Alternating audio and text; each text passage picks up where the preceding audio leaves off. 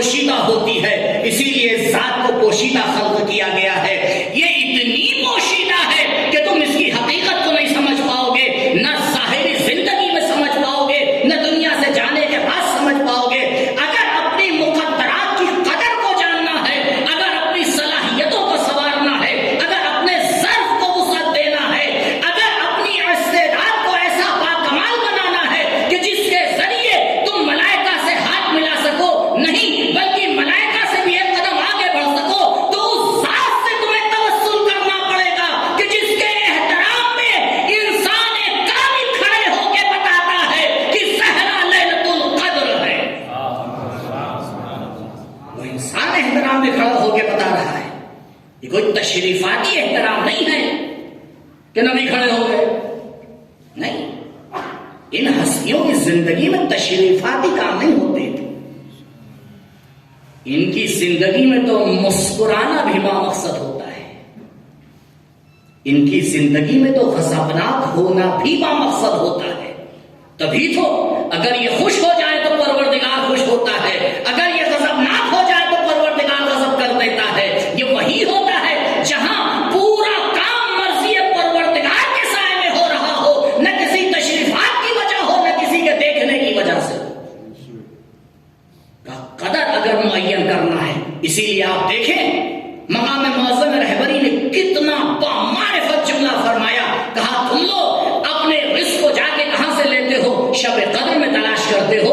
جب ایام عزائے فاطمیہ میں کسی مداح نے آپ سے دسترخوان پہ سوال کیا کہ آپ اتنی عمر کے باوجود بھی شروع سے آخر تک اس پروگرام میں بیٹھے رہتے ہیں، تو انہیں نے مسکرا کے ایک جملہ کہا، میں اپنے ملک کے پورے سال کا رزق ایام عزائے فاطمیہ سے لیتا ہوں۔ یہ عالم دین سمجھتا ہے کہ شب قدر عام لوگوں کے لیے رمضان میں ہوتی ہے، ہمارے لیے ایام فاطمیہ میں ہوتی ہے۔ درود پڑھے بر محمد و آل محمد۔ اللهم صل على محمد وآل محمد وعجل فرج۔ سبحان اللہ، سبحان اللہ۔ انسان ضروری ہے کہ اپنے آپ کو اس سے متصل کر لے، لیکن آپ جانتے ہیں کہ اتصال کے لیے شرط ہے دو طرف کا ہونا، ایک طرفہ تو ہوتا نہیں۔ اب بہانہ مل گیا کائنات کو کہ بھئی کچھ پتا ہوتا، کوئی جگہ مشخص ہوتی، کوئی جگہ معین ہوتی، تو کیا پروردگار سے بھی تو ایسے توسل کر لیتے ہیں؟ پروردگار نے نہ دنیا کو محروم کیا ہے، نہ ہمیں اور آپ کو محروم کیا ہے۔ بہت بڑی توفیق ہے عزیزوں کہ اس شہر میں ہمیں اور آپ کو ساکن بنایا ہے، جہاں ایک ایسی قبر ظہور کی ہے کہ جس میں وہی جلوے پائے جاتے ہیں جو اگر بی بی کی قبر موجود ہوتی تو اس میں وہ جلوے ہوتے۔ آؤ اگر مخدرات کو سنوارنا لگتا ہے، علامہ طباطبائی علیہ الرحمہ ایسی شخصیتیں تقریباً متفقون علیہ۔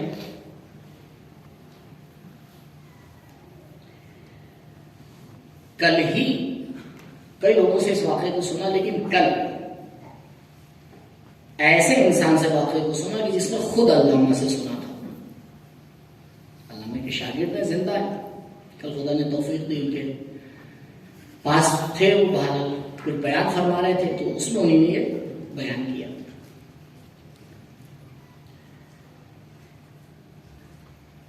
گفتگو کیا تھی؟ مقدر کو بدلا جا سکتا ہے یا نہیں؟ میں نے آپ سے عرض کیا بدلا جا سکتا ہے، شرط نہیں کس سے توسل کرے۔ علامہ اپنے بھائی کے ساتھ کسی عالم دین کے پاس درس پڑھ رہے ہیں، لیکن بچپن ہے، نہ اس طرح سے پڑھائی ہو رہی ہے۔ ایسا نہیں ہے کہ آپ سوچیں کہ وہ بچپنے میں بہت بڑے باکمال تھے، نہیں. بہرحال تعبیر شاید کچھ زیادہ ہی شیطان تھے. یہاں تک کہ استاد نے ایک دن ان کے سامنے ہاتھ جوڑ لیے. انہوں نے کہا دیکھو بیٹا یہ جو میں تمہیں پڑھا رہا ہوں مجھے نہیں لگ رہا ہے کہ یہ جو پیسہ مجھے مل رہا ہے تمہیں پڑھانے کی وجہ سے وہ حلال ہے کہ تم پڑھ ہی نہیں رہے. پڑھو تو ٹھیک ہے تو مجھے نہیں لگ رہا ہے. استاد بھی کتنا صاحب احتیاط تھا کہ وہ مخاطب نہیں پڑھ رہا ہے آپ تو اپنی محنت کر رہے ہیں. اس نے کہا نہیں ہو سکتا ہے کہیں نہ کہیں میری کمی. حوضے کی جو ظرافت اور باریکی ہے اس پہ غور کرنے کی ضرورت ہے عزیزوں. حوضے کی ماہیت کو چینج نہیں ہونا چاہیے. لیپ ٹاپ پہ آ کے درس پڑھ لینا اپنی جگہ پر ہے. حوضہ حوضہ ہے. یہ تھوڑی ہو سکتا ہے کہ ہم ایئر کنڈیشن کمروں میں بیٹھ گئے تو حوضے کی ماہیت ہی بدل گئی. نہیں, کوئی ٹاٹ پہ بیٹھ کے پڑھے تب بھی حوضہ ہے, ایئر کنڈیشن میں بیٹھ کے پڑھے تب بھی حوضہ ہے. کیوں؟ کیونکہ دونوں ہی خدا کے لیے پڑھتے ہیں, دکھانے کے لیے نہیں پڑھتے. حوضے کی تو ستون فقرات ہی اسی بات کے اوپر ٹکی ہوئی ہے. خیر, استاد نے آگے یہ جملہ کہا اور غور کی بات یہاں پر ہے. جیسے ہی استاد نے یہ جملہ کہا علامہ طباطبائی فرماتے ہیں خود ان کی زبانی جنہیں نے اپنے شاگرد سے بتایا اور انہیں نے نقل کیا. اب اس بیچ میں دیکھیے بہت سلسلے سند بہت قوی ہے, ایک ہی فاصلہ ہے بیچ میں. اگر کوئی گڑبڑ ہوگی تو میری ہی طرف سے ہوگی. ہاں ہو سکتا ہے انہوں نے فارسی میں بیان کیا میں اس کو اردو میں چینج کر دوں, کہیں بھی کچھ کر دوں, اس سے زیادہ نہیں ہوگا. ان علامہ کے اوپر بڑی یہ بات گرا گزری. تو ان کے گھر والے کہیں جا رہے تھے, انہوں نے کہا لوگ جائیے میں انشاءاللہ بعد میں آتا ہوں.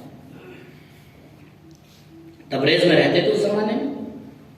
جب گھر والے چلے گئے تو گھر سے باہر نکلے اور پہنچے ایک بلندی کے اوپر اور جانے کے بعد 2 رکعت نماز پڑھی اور توسل کرنے کے بعد ایک جملہ کہا پروردگار کی بارگاہ میں کہ پروردگار یہ جو آج استاد نے بات کہی ہے میرے اوپر بہت گرا گزری ہے. یا ایسا انتظام کر کے آئندہ استاد ایسی بات نہ کہے, یا مجھے استعداد اور صلاحیت عطا کر دے. آپ بتائیں صلاحیت اور استعداد ملی یا نہیں ملی؟ ایسی صلاحیت اور استعداد ملی کہ ایسی قرآن کی تفسیر دنیا کے سامنے پیش کر دی کہ آج اتنا زمانہ گزر جانے کے بعد ان کے شاگرد آیت اللہ جوادی عملی فرماتے ہیں المیزان ابھی نہیں سمجھی جائے گی, ابھی انسان کو 100 سال اور عروج پانا پڑے گا تب اس کی سمجھ میں آئے گا کہ المیزان کس کتاب کا نام ہے. درود پڑھے پر محمد و آل محمد.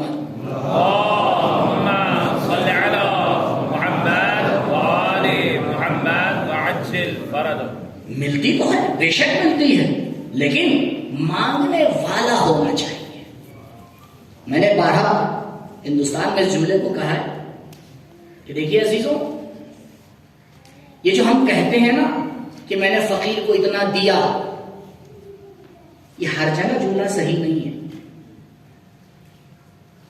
ہر جگہ جملہ یہ صحیح نہیں ہے اور شاید اکثر جگہ صحیح نہیں ہے.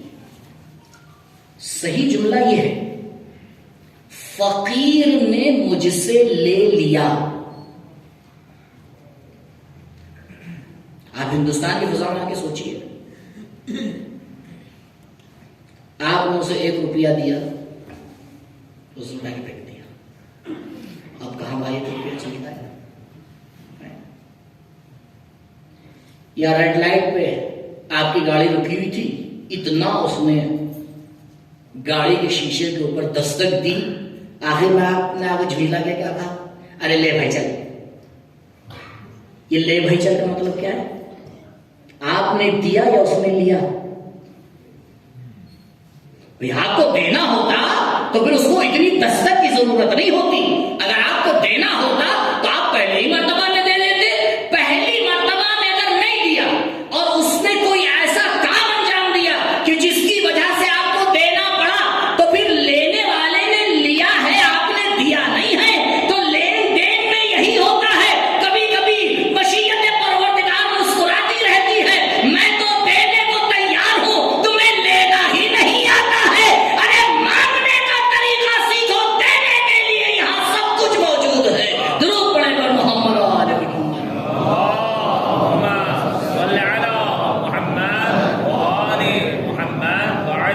فرجا.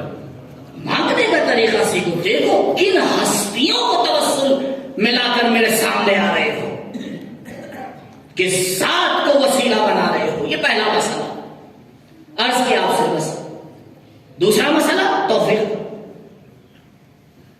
کہ صلاحیت کتنی بھی اچھی ہو، کتنی بھی عالی ہو، توفیق نہ ملے سب بیکار ہے. اور توفیق کے بغیر تو کچھ ہوتا ہی نہیں ہے. وما توفیقی الا باللہ، الا باللہ حسرت کے ساتھ ہے. کوئی انسان اگر یہ سوچ لے کہ میں نے کیا اور میں نے انجام دیا اور فلاں ہوا، اسی کو تو شرک خفی کہا جاتا ہے. اگر توفیق نہ ہوتی تو کیا کر لیتا؟ توفیق نہ ہوتی تو کہاں سے سمجھ جاتا، کہاں سے کمال پا لیتا؟ توفیق کا مطلب ہی یہی ہوتا، مطلب وفق سے ہے نا، کہ اسباب کو اس کام کے ساتھ ایسے ملا دینا کہ وہ کام ہو جائے. توفیق وفق کرنا، ملانا.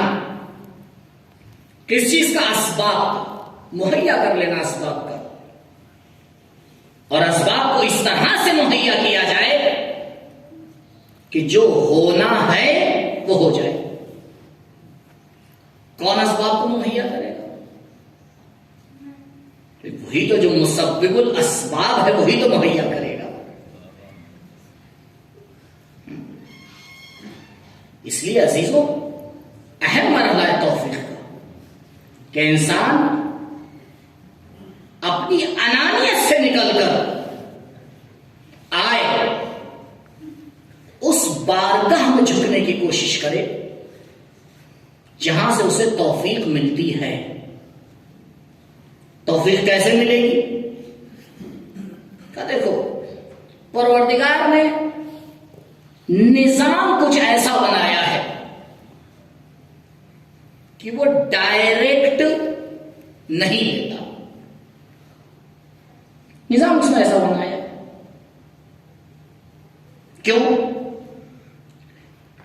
مسئلہ ادھر سے نہیں ہے، مسئلہ ادھر سے. دینے والے کا مسئلہ نہیں ہے، لینے والے کا مسئلہ ہے. ایک واسطہ چاہیے بیچ میں، جو خود اپنے اندر ایک تفصیلی گفتگو. اور واسطہ جیسا قوی ہوگا ویسے توفیق نصیب ہوگی. کہ ایسے کو لے کے آنا توفیق حاصل کرنے کے لیے کہ جو کوثر ہو، جو تمام صفات کا مجموعہ ہو. اسی لیے متفق علیہ فیصلہ ہے ایک مکتب کے علماء کا. اب مکتب کا نام لینا صحیح اس لیے نہیں ہوتا ہے کہ بہرحال صاحبان علم کبھی مکتب سے ہی بگڑ جاتے ہیں. تو نام سے کیا کام، ہمیں تو کام سے کام ہے.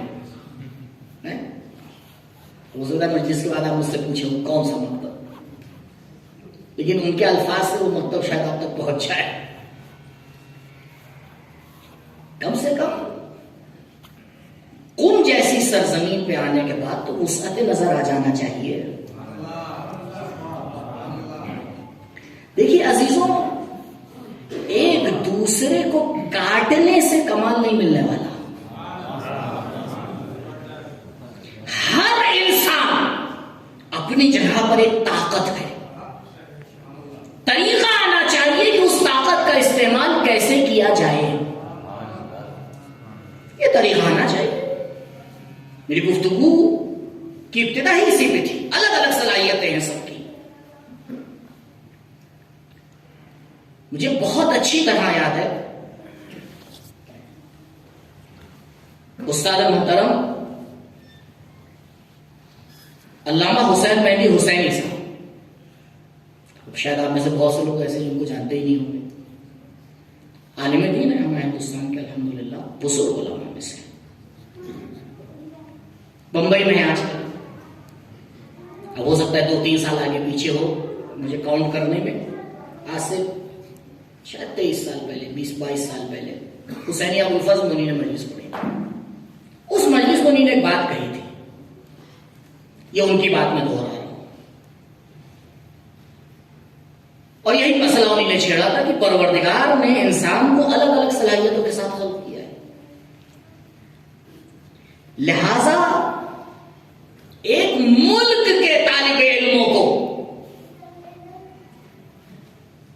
مشترکہ صلاحیتوں کے بعد اپنی خاص صلاحیتوں پر توجہ دینا چاہیے، اور اس کے بعد پروردگار نے جسے جس کام کے لیے خلق کیا ہے اسے اسی پر محنت کرنا چاہیے. شاید کسی کو خلق کیا ہے کہ وہ صرف ترجمہ کرے، شاید کسی کو خلق کیا ہے کہ وہ خطابت کا کام انجام دے، شاید کسی کو خلق کیا ہے کہ وہ حوزے میں اچھا مدرس بن جائے، شاید کسی کو خلق کیا ہے کہ وہ سیاست کے میدان میں آگے بڑھ جائے، شاید کسی کو خلق کیا ہے کہ وہ آگے مجتہد کی آگے کرسی سنبھال لے، شاید کسی کو اس نے خلق کیا ہے کہ علم عرفان میں وہ آگے بڑھ جائے، شاید کسی کو خلق کیا ہے کہ وہ یونیورسٹی میں جا کے زینت بن جائے. لیکن یہ سمجھ لینا یہ پھول الگ الگ ہے، گلدستہ ایک ہی ہے. گلدستہ ایک ہی ہے.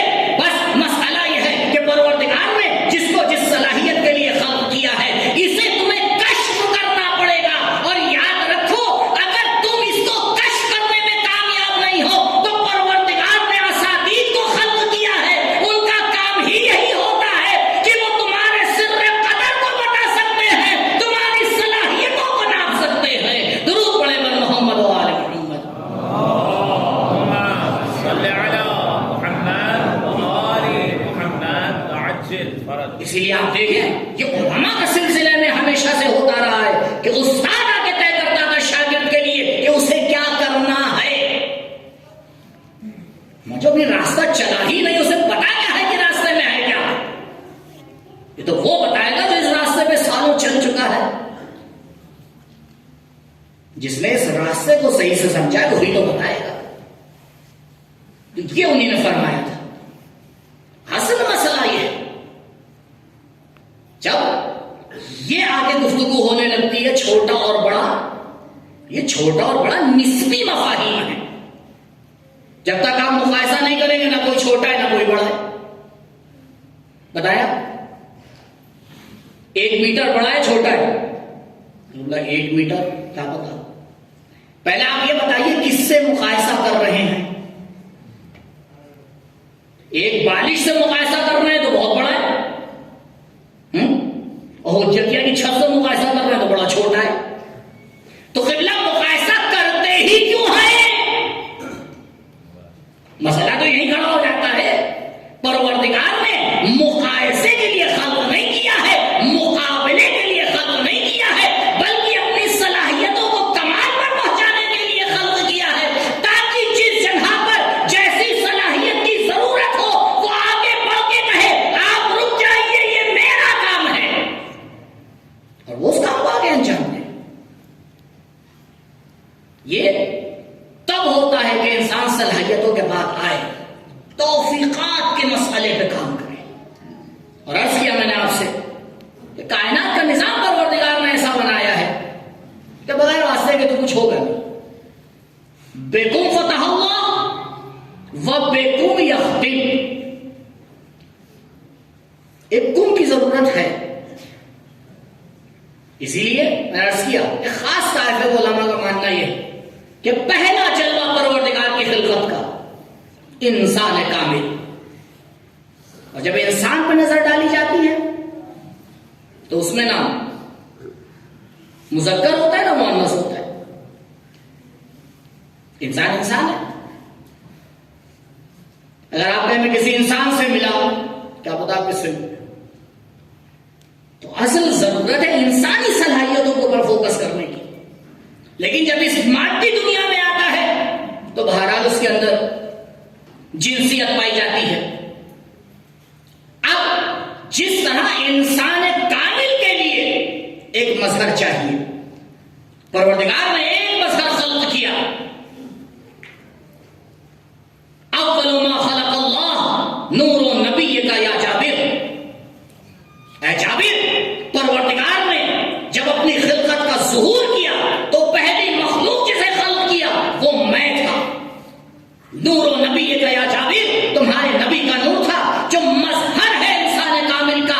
اتم مخلوقات ہے محمد مصطفیٰ صلی اللہ علیہ وآلہ وسلم. صلی علی محمد وآل محمد اور اسی مظہر کو پروردگار نے دو حیثیتیں عطا کی. کیوں؟ کیونکہ اس دنیا میں، مادی دنیا میں، دونوں حیثیتوں کی ضرورت تھی. ایک حیثیت مذکر کی حیثیت تھی جس کی تعبیر عقل سے کی گئی، دوسری حیثیت نفس کی حیثیت تھی جس کی دوسری حیثیت مؤنث کی حیثیت تھی جس کی تعبیر نفس سے کی گئی. کہا دیکھو پروردگار نے اپنے تمام مظاہر کو یا عقل کے سائے میں خلق کیا ہے یا نفس کے سائے میں خلق کیا ہے. عقل اور نفس کے مجموعے سے اس کائنات کی خلقت کا ظہور ہوتا ہے، لیکن اب دونوں کو مظہر کی ضرورت ہے.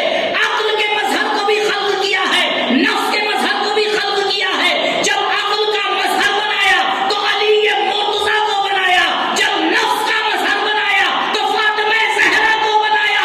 مرج البحرین یلتقیان، یہ دونوں مظہر پروردگار ہیں جن کے ملنے سے کائنات کا ظہور ہوتا ہے. درود پڑھیں پر محمد و آل محمد. اللهم صل على محمد وآل محمد وعجل فرجه. اب انسان کو کہیں سے بھی اگر کسی توفیق کو حاصل کرنا ہے تو انہی ہستیوں سے آگے متوسل ہونا پڑے گا. بس فرق اتنا ہے کہ کوئی نمک شناس ہوتا ہے، پہچان کے مانگ لیتا ہے، عطا مل جاتی ہے. کوئی بغیر سمجھے ہوئے عطائیں لیتا رہتا ہے، عطائیں انہی کے در سے ملیں گی، اب چاہے معرفت کے ساتھ مل رہی ہو یا بغیر معرفت کے مل رہی ہے. معرفت کے ساتھ مل رہی ہو یا بغیر معرفت کے نہیں، کیونکہ اور کوئی نظام ہے ہی نہیں کائنات میں. یہی ایک نظام ہے جسے پروردگار نے خلق کیا ہے.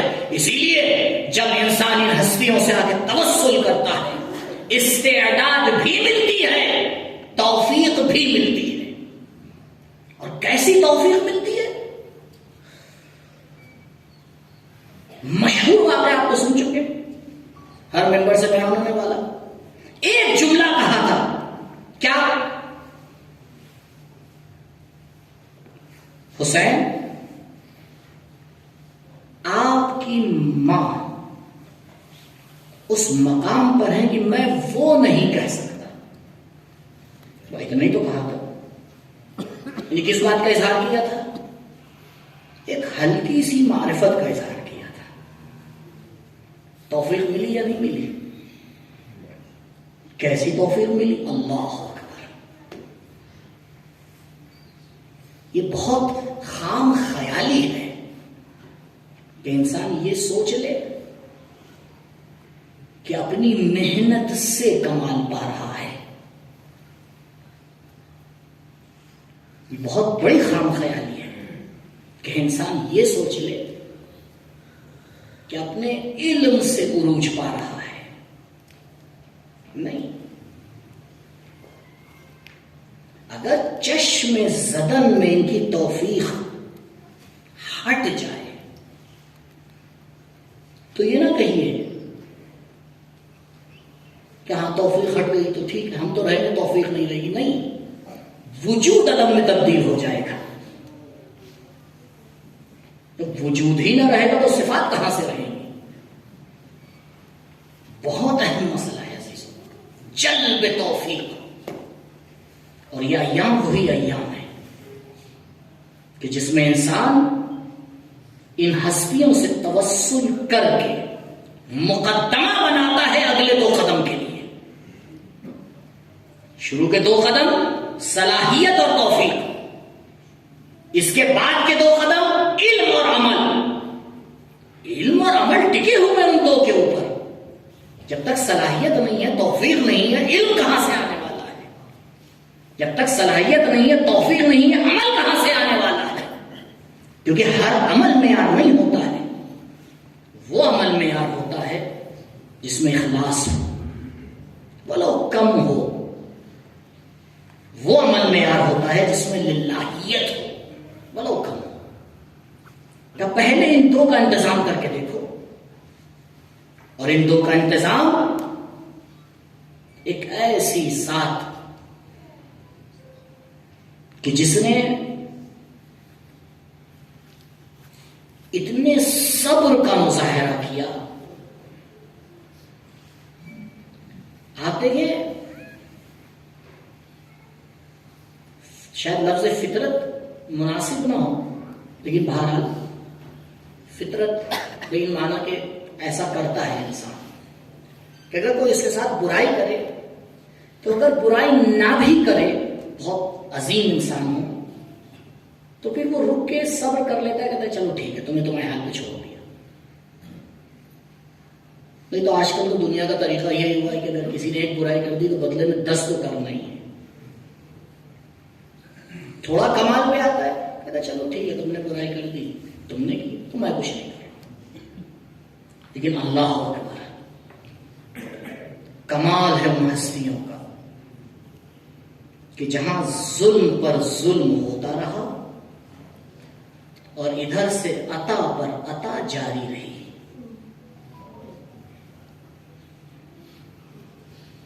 جب نماز کے لیے کھڑی ہوں، پہلے پڑوسیوں کے لیے دعا کی، اجار ثم الدار۔ ذرا سا حساب لگا لیجیے آپ، اسلام میں تو جار کا دائرہ بہت وسیع ہے نا، اور کون سا مدینہ بہت بڑا شہر ہے۔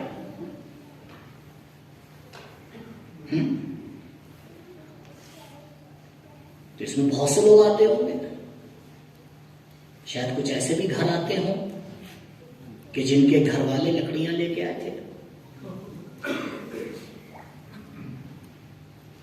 لیکن یہ خاندان کرم ہے۔ اگر غیروں کے اوپر ایسی عطا ہے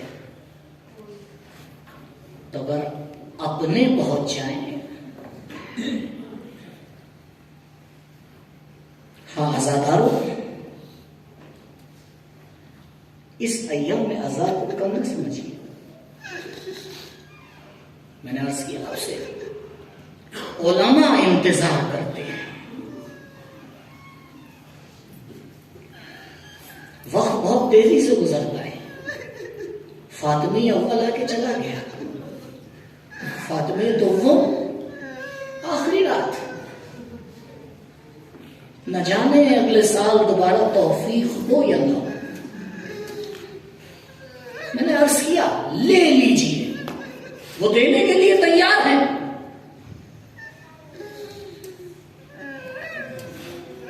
وہ تیار ہے عزیزوں۔ یہ ایک جملہ مشہور ہے کہ بی بی نے جب بابا کی فرقت میں رونا شروع کیا تو لوگوں نے آ کے اعتراض کیا، اللہ اکبر۔ اب عجیب تحریریں اور تفسیریں ہوتی رہتی ہیں۔ کچھ لوگوں نے، دیکھیے بیان کرنا ضروری ہے تاکہ آپ بات کی باریکی تک پہنچیں، کچھ لوگوں نے آ کے کہا کہ یہ تو ہو نہیں سکتا کہ صدیقہ کسی کو اذیت دے دے، تو انہیں نے اصل رونے کا ہی انکار کر دیا۔ نہیں عزیزوں، بے شک بی بی روئی ہے، صبت علیہ مصائب اللہ عنہا، صبت علی الایام سرنا لیالیا۔ پھر میں کہوں گا یہ کوئی تشریفی جملہ نہیں ہے، بیان واقعیت اور حقیقت ہے۔ پھر کیا مسئلہ تھا؟ لوگوں کا اعتراض یہ نہیں تھا، آپ جانتے ہیں لوگوں کا اعتراض کیا تھا؟ کیونکہ گھر مسجد سے ملا ہوا ہے، لوگ نماز ادا کرنے کے لیے مسجد آ رہے ہیں، جب مسجد آتے ہیں بی بی کے رونے کی آواز کو سنتے ہیں، انہیں یاد آتا ہے کہ اس بی بی کے ساتھ کیا ظلم و ستم ہوئے ہیں۔ لوگوں نے اعتراض اس لیے نہیں کیا ہے کہ انہیں اذیت ہو رہی ہے، بلکہ اعتراض اس لیے کیا ہے کہ بی بی اپنے رونے کے ذریعے سے ہدایت فرما رہی ہے، لوگوں کو بتا رہی ہے، ارے دیکھو تم نے ابو الحسن کے ساتھ کیا کیا ہے۔ اللہ اکبر، یہ خاندان ہدایت ہر فرصت کا استعمال کر رہا ہے تاکہ لوگوں کی ہدایت ہو جائے۔ اب کوئی خود سمجھنے کو تیار نہ ہو تو کیا